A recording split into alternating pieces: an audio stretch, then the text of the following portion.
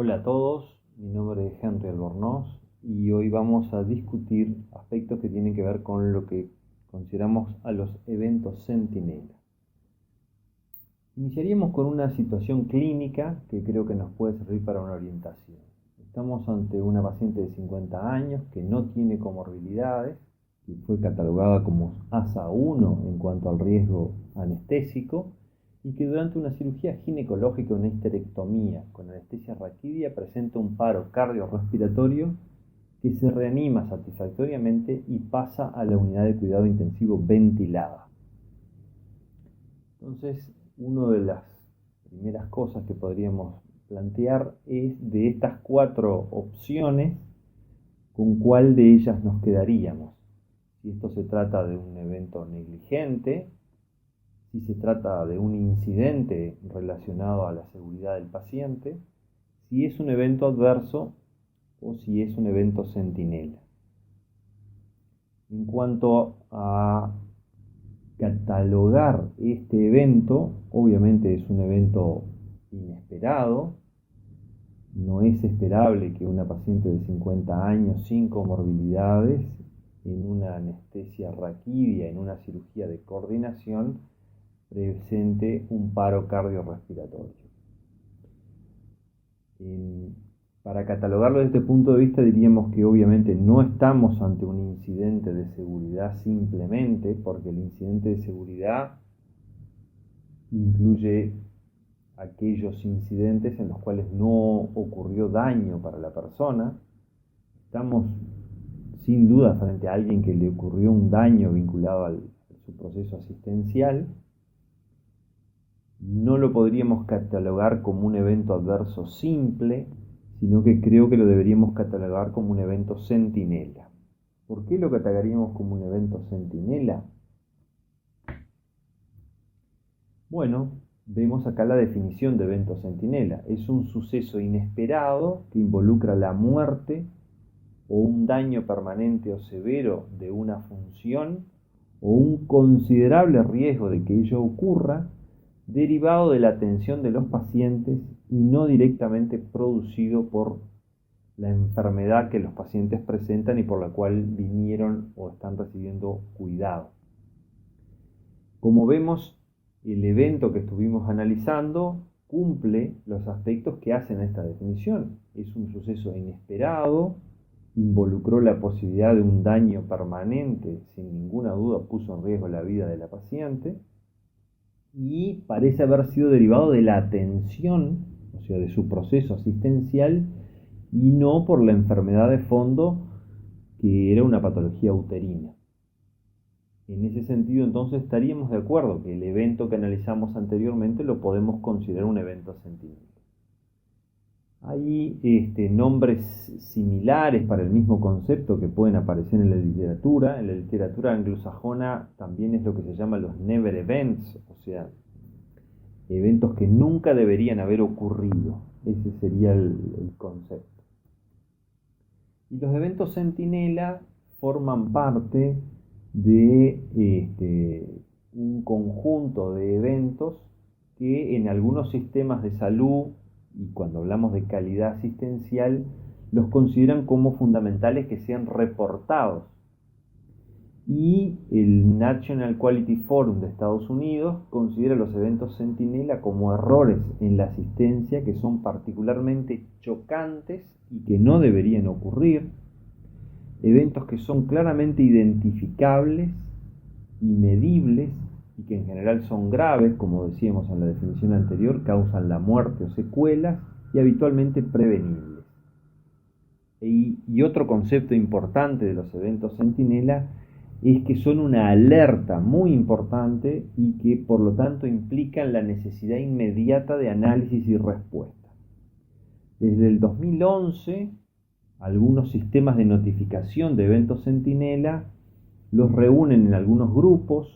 Por ejemplo, el National Quality Forum de Estados Unidos describe 29 eventos, o sea, establece un listado de 29 eventos centinela y lo agrupa en 6 categorías dependiendo dentro de qué grupo caen o qué tipos de eventos son: quirúrgicos, producidos por productos o insumos, de problemas con la protección del paciente, con manejo del cuidado, con el medio ambiente y eventos criminales.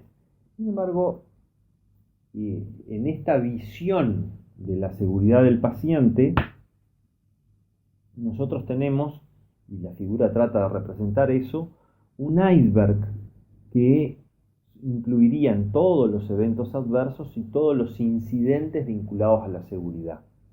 Uno diría que por debajo de la línea de flotación, lo que está subyacente a la línea de agua, diríamos, ahí están lo que, si nosotros solo miramos los reportes de eventos adversos, por debajo de eso queda un conjunto muy grande de incidentes y de otros elementos relacionados con la seguridad del paciente que no son fácilmente visibles.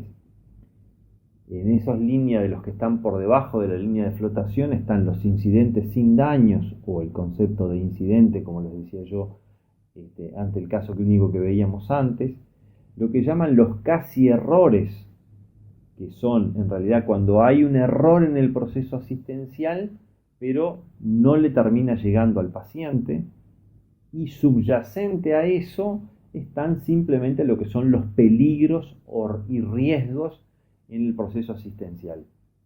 Sin embargo, lo que es más evidente y lo que está por encima de la línea de flotación y es lo que nosotros vemos y lo que la mayoría de los sistemas de reporte identifican son los eventos adversos, o sea, aquellos incidentes de seguridad en los cuales ocurrió un daño.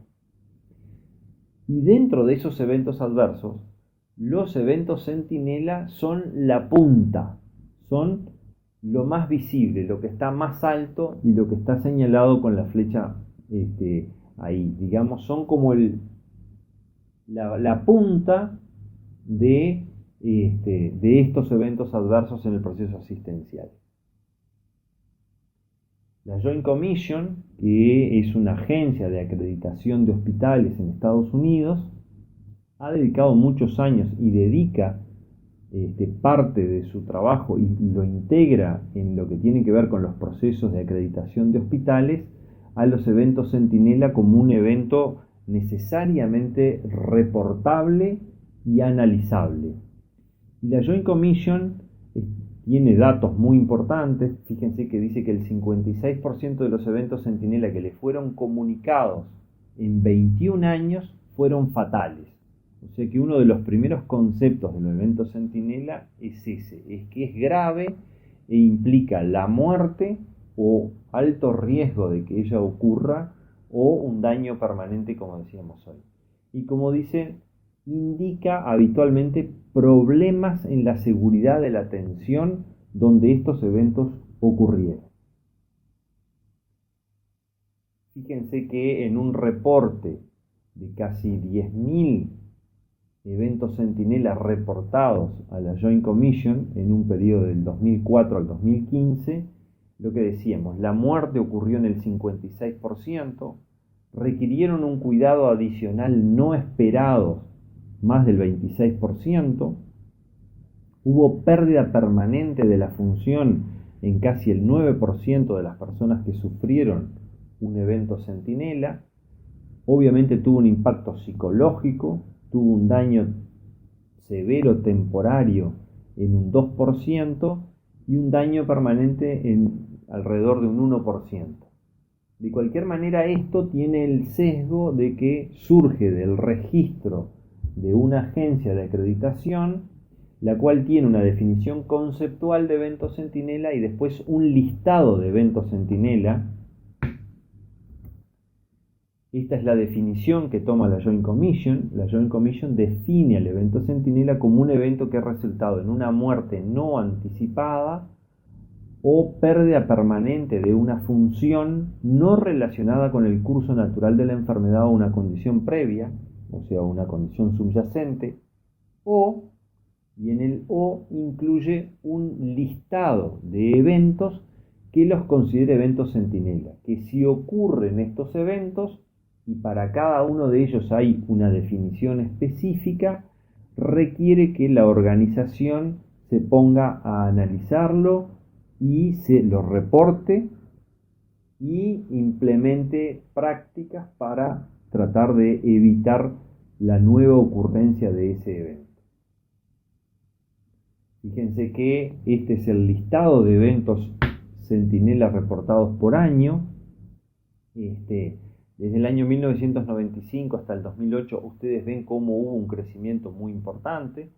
Se marca con una flecha el año 1999, que como ustedes saben fue el año en que se reportó el libro de Errar es humano, y que estableció la necesidad de un sistema de salud bastante más seguro. A partir de ahí, ese año hubo un crecimiento importante y en los años sucesivos siguió incrementándose el número de reportes anuales de eventos Centinela a la Joint Commission. Los eventos Centinela más comunicados, más frecuentes, diría yo, en ese listado que decíamos, eran la cirugía en el lugar errado, eso ocurrió fue un 13% de los errores, el suicidio, estando bajo un proceso asistencial, eso fue el 12% de los eventos Centinela, las complicaciones posoperatorias, el 12%, errores de medicación, el 9%, retrasos en el tratamiento, el 7%, y así otros eventos que fueron menos frecuentes, pero que también conservan estos criterios de ser inesperados, ser detectables, tener una consecuencia grave para el paciente. Ya una notificación más frecuente, más reciente, de la Joint Commission del año 2015, 936 eventos reportados en un año. Los 10 más frecuentes fueron retención no intencional de un cuerpo extraño, en cirugía paciente equivocado, sitio o procedimiento equivocado, las caídas, y se consideraron solo las caídas que resultan en muerte o pérdida permanente de la función, el suicidio sigue apareciendo como un evento frecuente, el retraso en el tratamiento, la complicación operatoria o posoperatoria, otro evento que no era anticipable, o sea que no era esperable que pudiera ocurrir, ahí ustedes tienen un listado, los eventos criminales ocurridos adentro del hospital, la muerte o injuria perinatal y los errores de medicación. Esos fueron los 10 eventos Centinela más frecuentes reportados a la Joint Commission en el año 2015.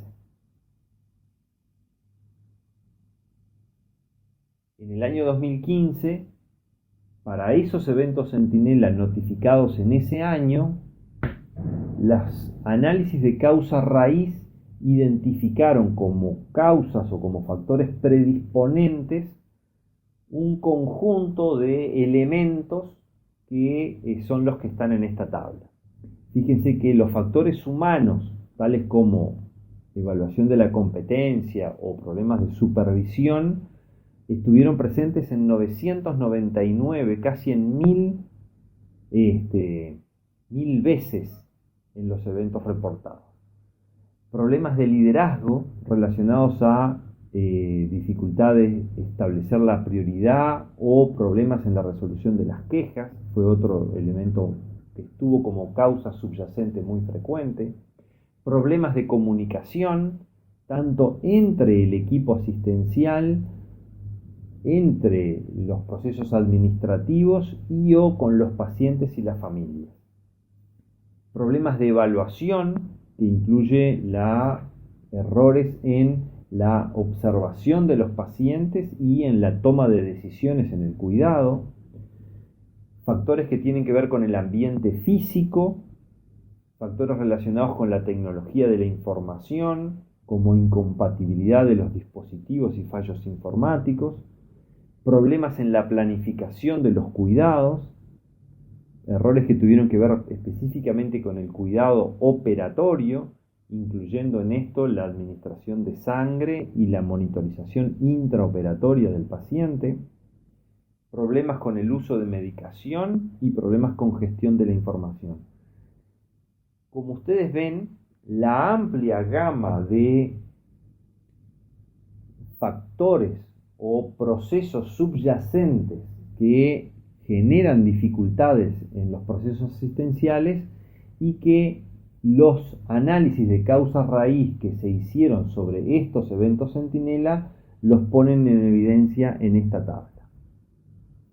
Cuando vamos, por ejemplo, solo a un evento, como es la cirugía del sitio equivocado, fíjense cómo hubo un incremento en Estados Unidos, esto también es reporte en Estados Unidos, y fíjense, de ser un evento que prácticamente no se reportaba hasta el año 97, a partir del año 98 para acá, ha ido en crecimiento muy importante, y fíjense que al 2005 había casi 90 eventos centinela vinculados a cirugía en el sitio equivocado. Ahora, ¿por qué ocurren o cuál es la dinámica de ocurrencia? Bueno, hay varios modelos, probablemente el modelo del queso gruyère o del queso suizo sea probablemente, o por lo menos es práctico para terminar de entender cómo son los sucesos que terminan ocurriendo para que un evento centinela ocurra.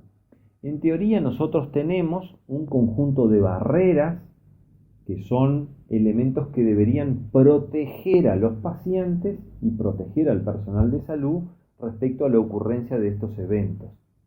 Estas barreras, sin embargo, tienen debilidades, tienen fragilidades. Si estableciéramos estas barreras como láminas de queso, uno diría que las láminas del queso tienen agujeros.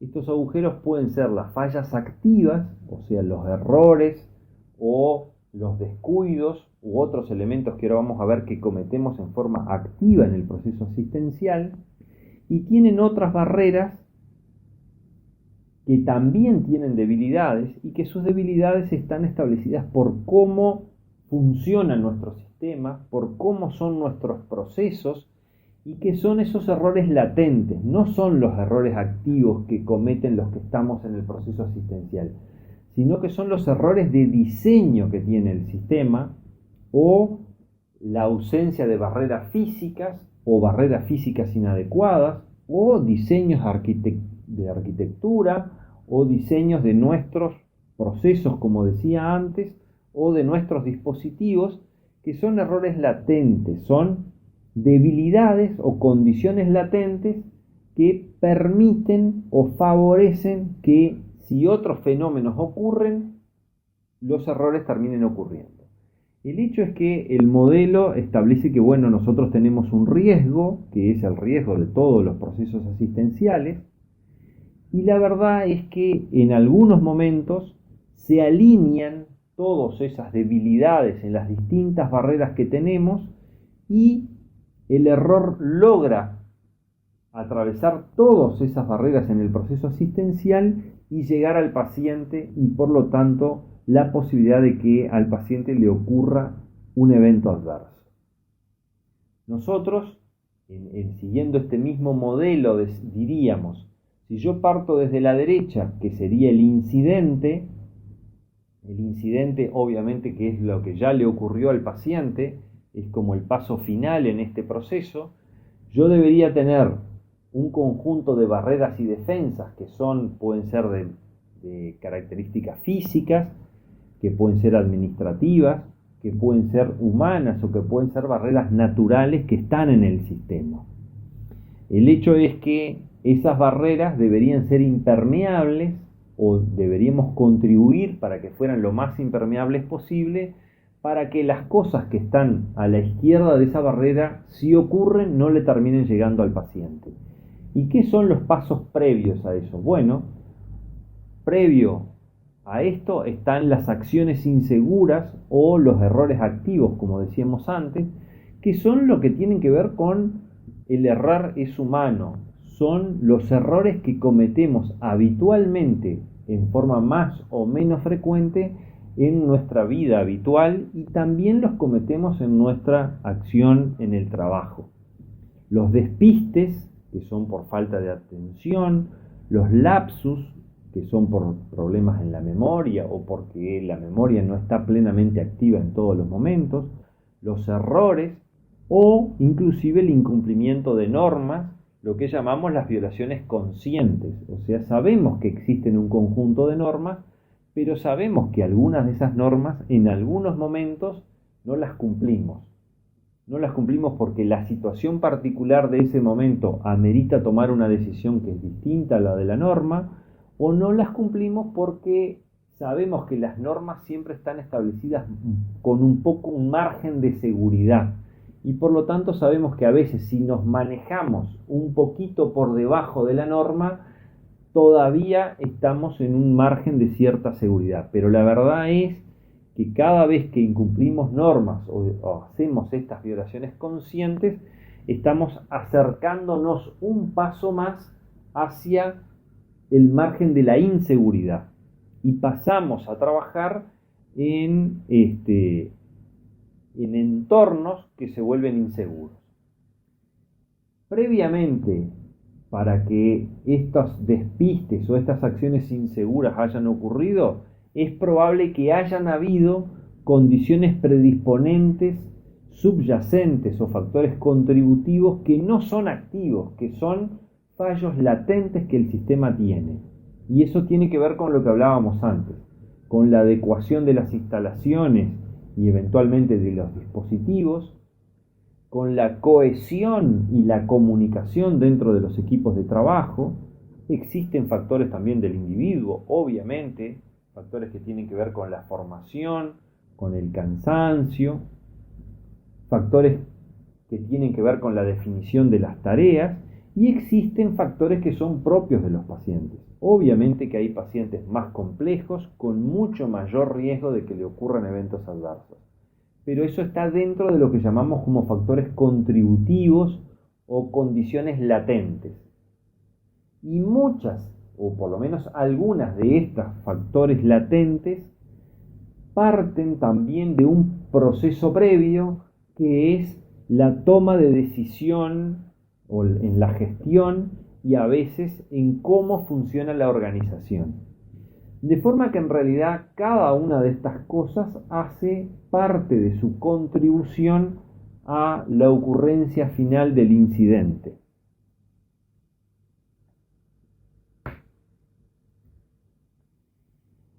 ¿Y cuáles son los objetivos que estableceríamos como importantes para una política de eventos adversos? Bueno, la Joint Commission plantea que una política de eventos adversos tiene como objetivos tener un impacto positivo en la mejor atención de los pacientes, en el tratamiento y en el servicio de los pacientes y obviamente en evitar la ocurrencia de eventos centinela. Como otro objetivo, concentrar la atención de la organización que sufrió un evento centinela en tratar de entender las causas subyacentes al evento centinela. Estos elementos contributivos o factores latentes que estábamos viendo antes y cambiar los sistemas y procesos de la organización para reducir la probabilidad de que dicho evento suceda en el futuro. O sea, a punto de partida de un evento centinela, modificar estas condiciones subyacentes que veíamos hoy. Como un factor, como un objetivo también alineado con el anterior, aumentar el conocimiento general sobre los eventos centinela, sus causas y su estrategia de prevención. Y otro elemento muy importante es mantener la confianza, yo diría, en el proceso asistencial y en las organizaciones. Eso vale para todas las organizaciones en todas las circunstancias.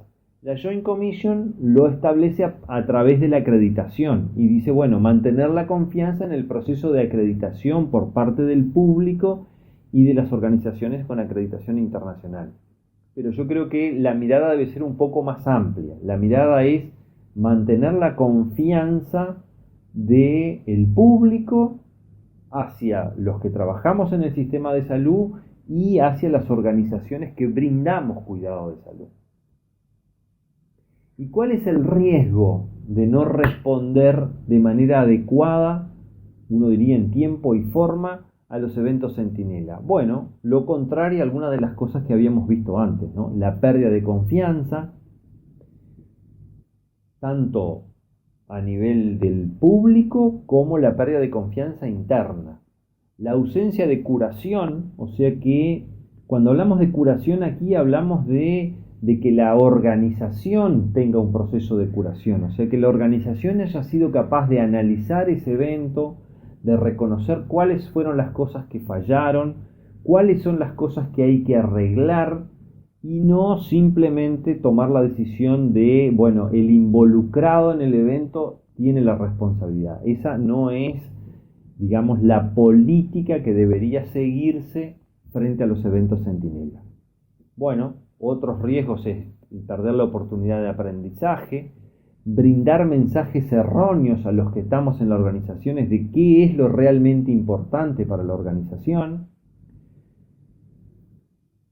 También existe la posibilidad de un aumento de las probabilidades de demandas legales y se abre un desafío muy importante con los medios de comunicación si no manejamos adecuadamente estos eventos centinela.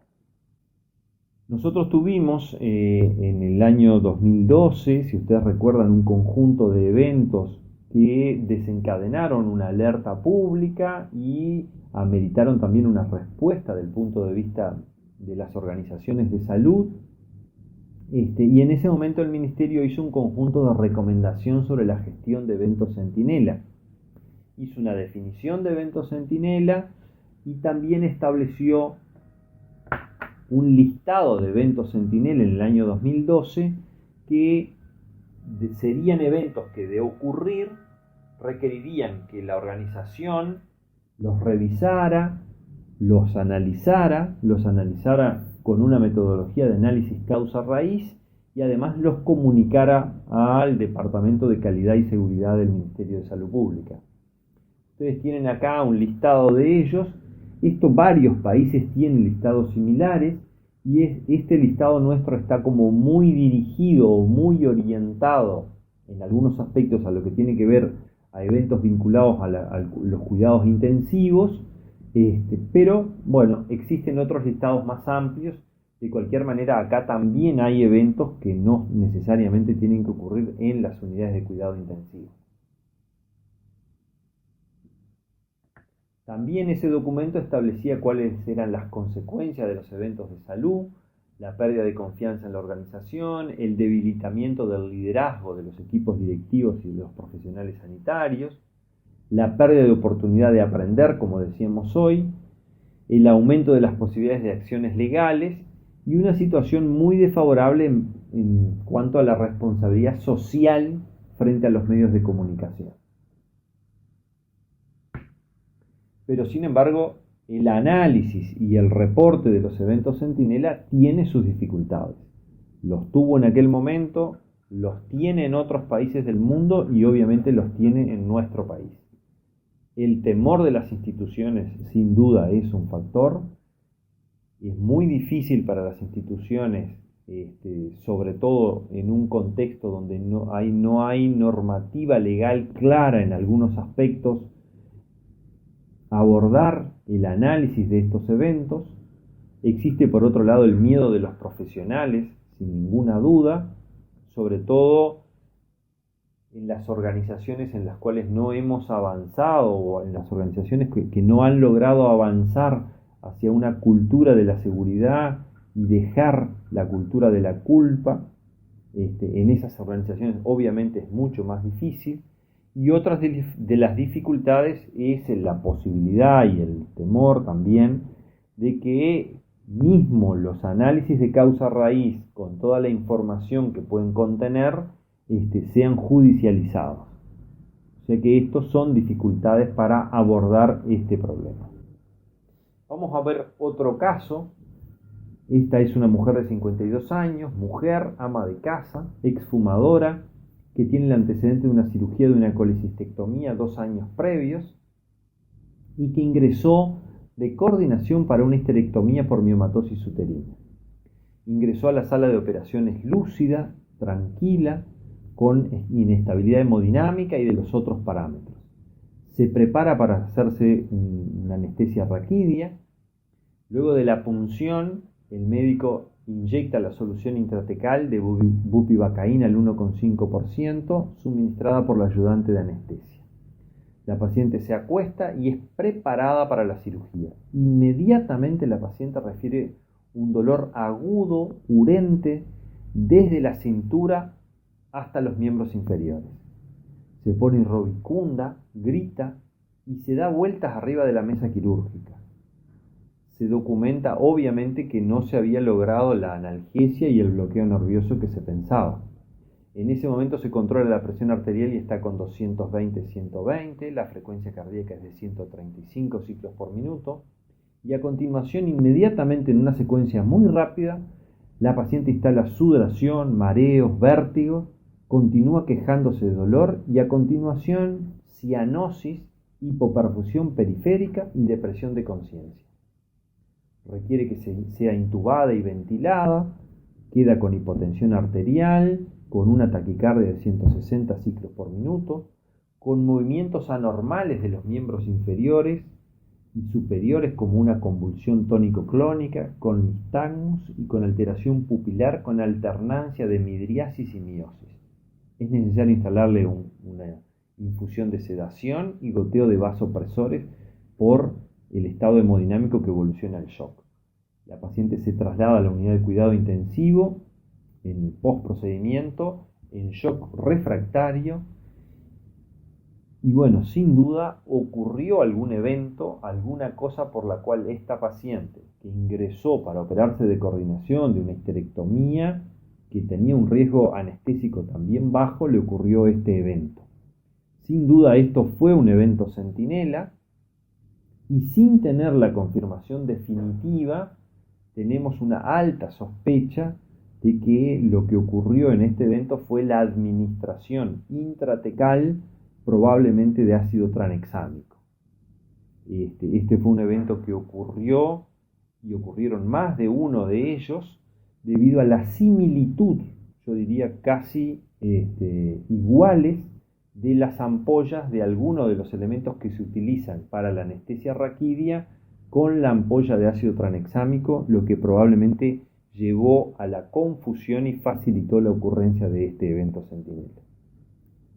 Acá tenemos otro evento un poco más complejo, diría yo, en cuanto a identificarlo como evento centinela.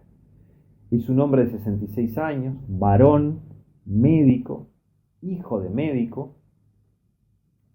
que tiene un hijo médico, es un exfumador, exalcoholista, tuvo un linfoma no Hodgkin 4 años antes, por lo cual recibió quimioterapia y entró en remisión completa.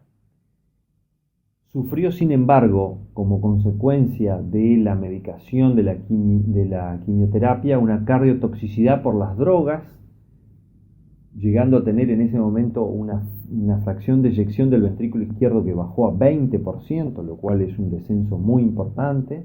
Cursó con insuficiencia cardíaca clínica claramente manifestada, y que, sin embargo, mejoró en la evolución y recuperó parte de la función cardíaca, llegando a quedar con una fracción de eyección del 40%. O sea que de cualquier manera quedó con una cardiopatía estructural establecida.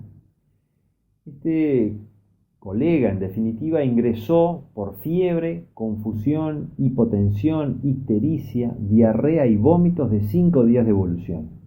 Ingresó a la unidad de cuidado intensivos, requirió vasopresores, antimicrobianos, cursó con episodios de excitación, presentó una mejoría clínica en la evolución, los cultivos fueron todos negativos y en realidad quedó sin un diagnóstico etiológico de cuál fue la causa de ese cuadro de disfunción orgánica múltiple, diría yo, que cursó con cuadro digestivo. Uno de los planteos fue que eventualmente fuera una sepsis entérica, pero la verdad es que no se documentó ningún microorganismo y el paciente empezó a mejorar.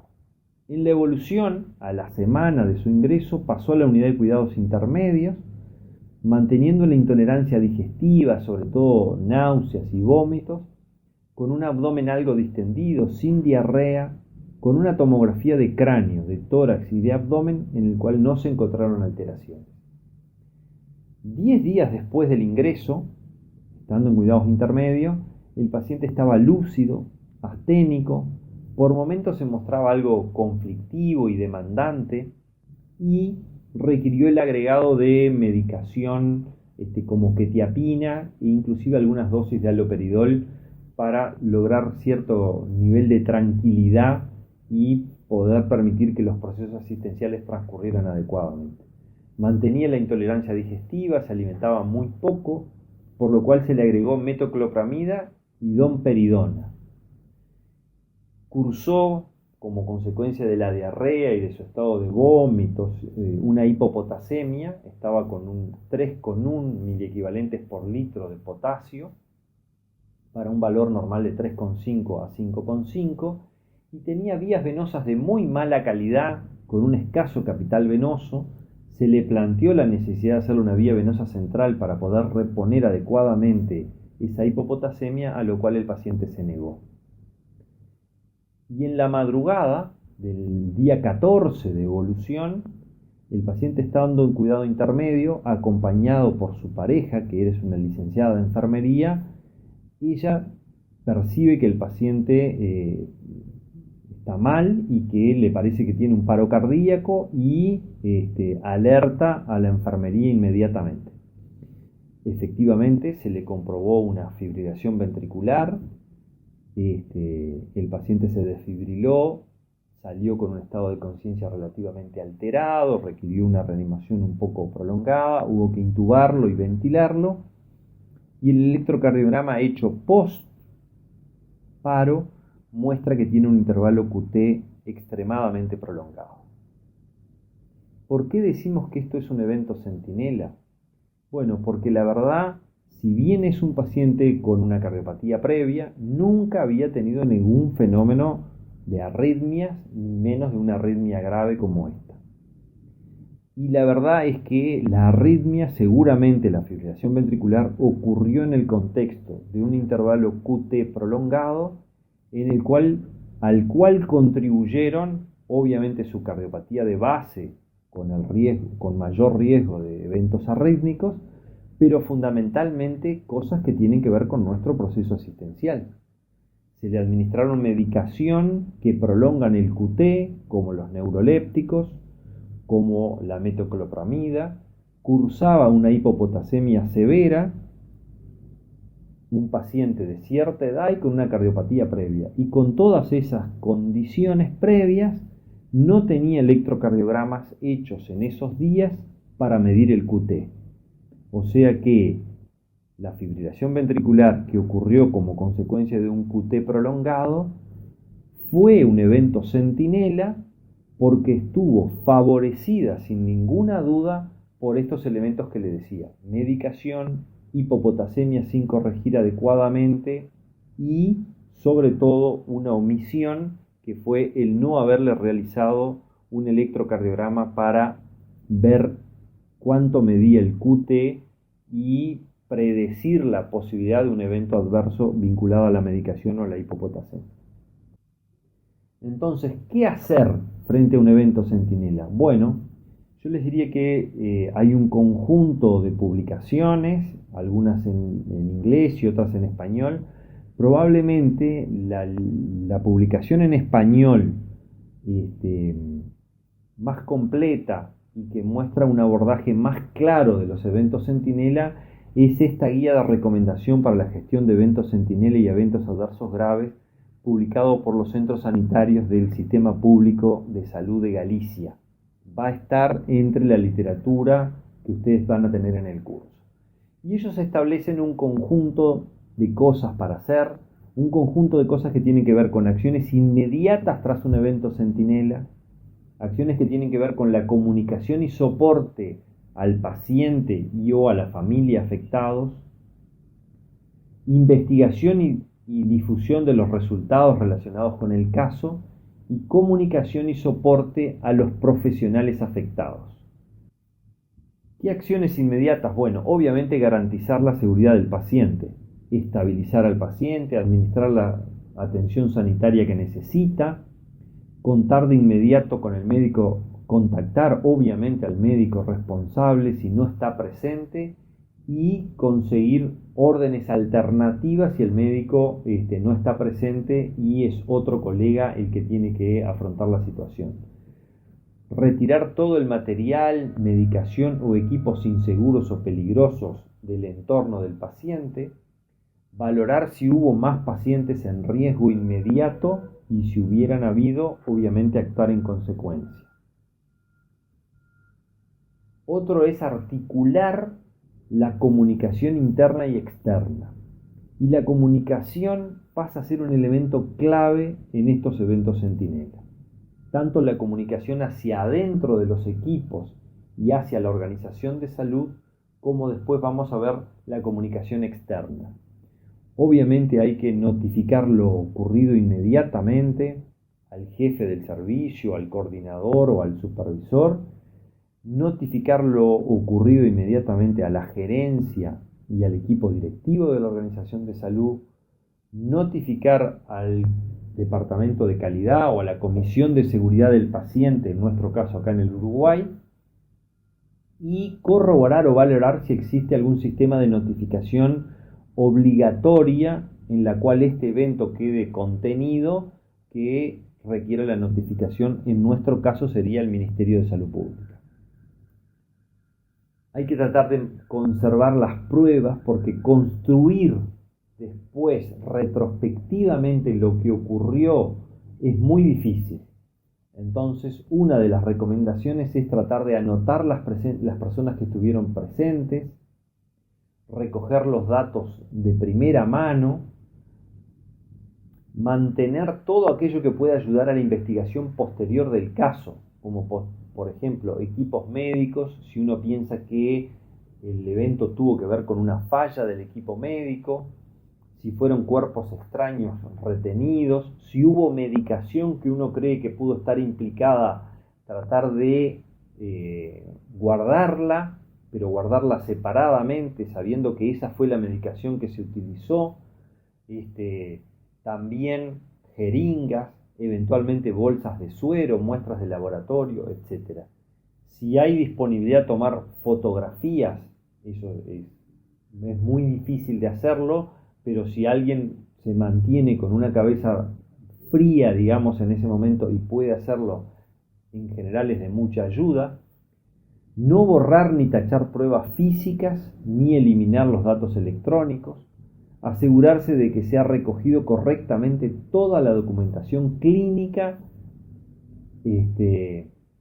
relacionada con este evento. O sea, tratar de uno lograr tener todos los elementos que estuvieron en juego y pensar en ese momento que van a ser útiles para poder identificar qué fue lo que finalmente terminó ocurriendo.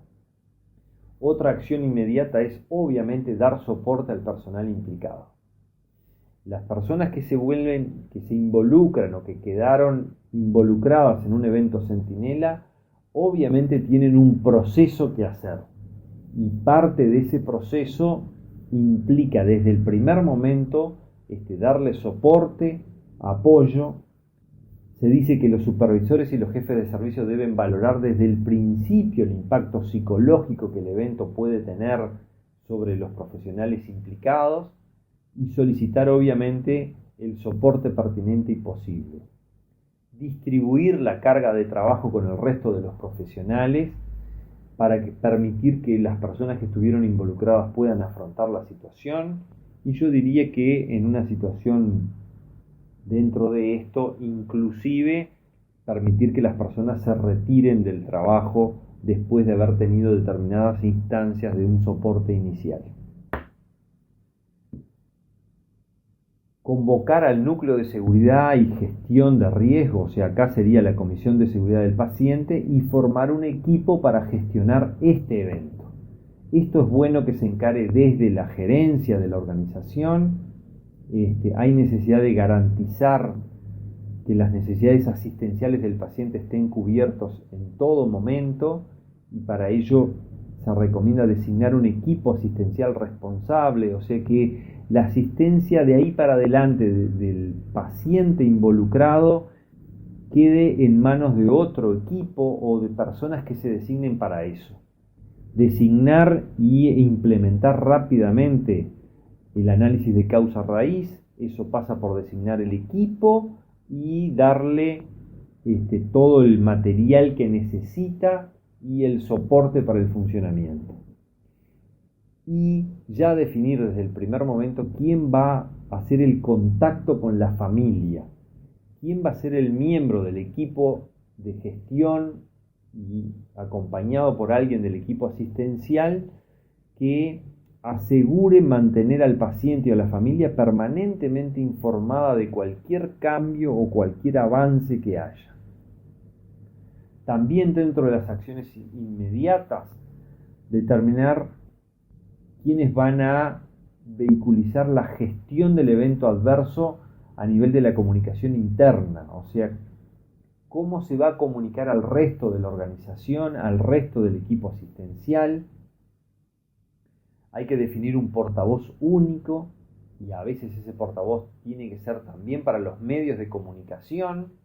Es necesario, importante que sea el mismo y que en general la persona que comunica hacia adentro sea la que comunica hacia afuera y que sea la que centre la información y la que conozca todos los aspectos de cómo van evolucionando las cosas.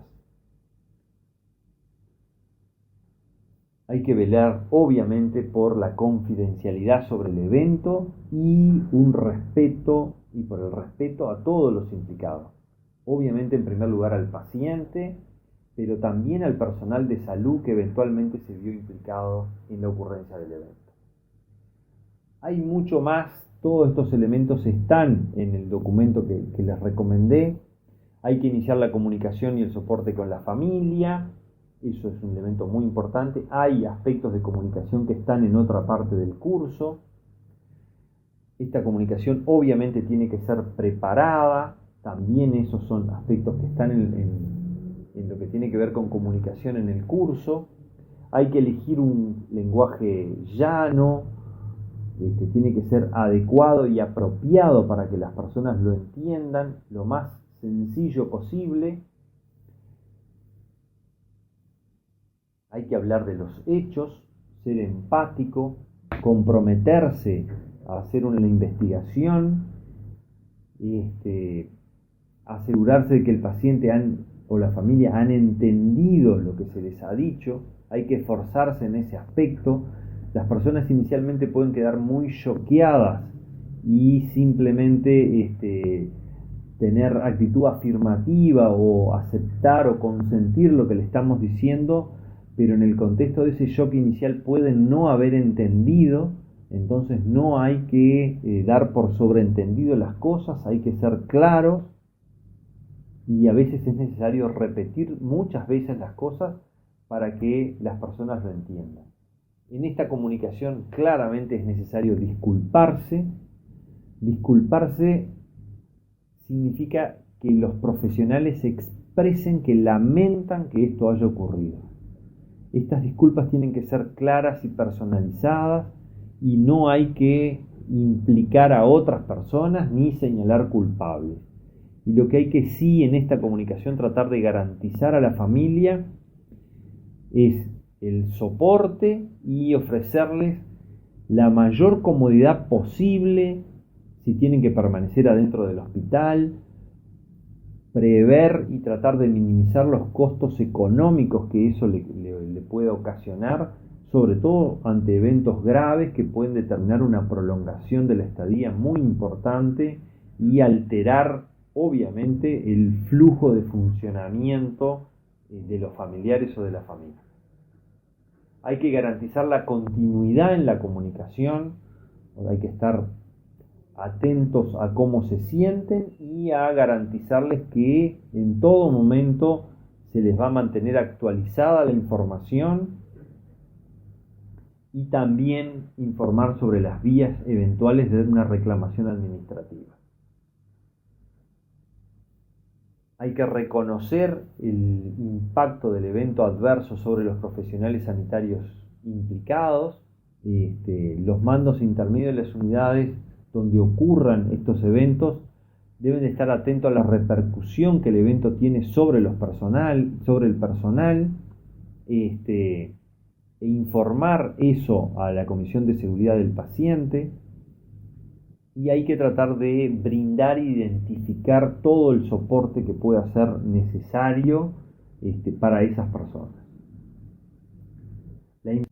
Es necesario obviamente iniciar la investigación y difundir los resultados de la investigación. La investigación se debe tratar de comenzar de inmediato.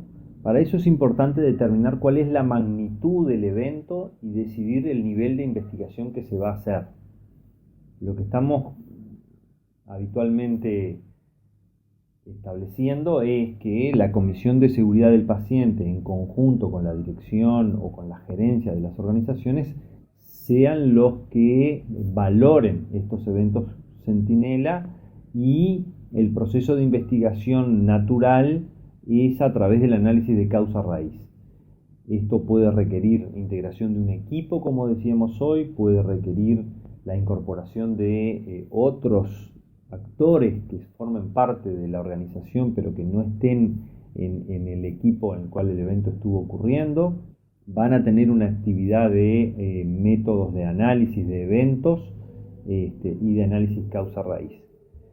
En definitiva, yo diría, para finalizar, los eventos centinela son eventos habitualmente graves, con consecuencias para el paciente, consecuencias para la organización, consecuencias para los profesionales que se hubieron involucrados.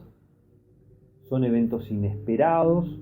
En general, su ocurrencia está manifestando que probablemente hubo algún proceso asistencial claramente desajustado o en el cual pudieron ocurrir errores, y es necesario que sean analizados para justamente identificar qué barreras se pueden interponer para que esos eventos no vuelvan a ocurrir. Las consecuencias de los eventos centinela son muy importantes y amerita que ese análisis se haga a conciencia y que se implementen las medidas para que eso no vuelva a ocurrir. Bueno, muchísimas gracias. Los invito a continuar con el curso.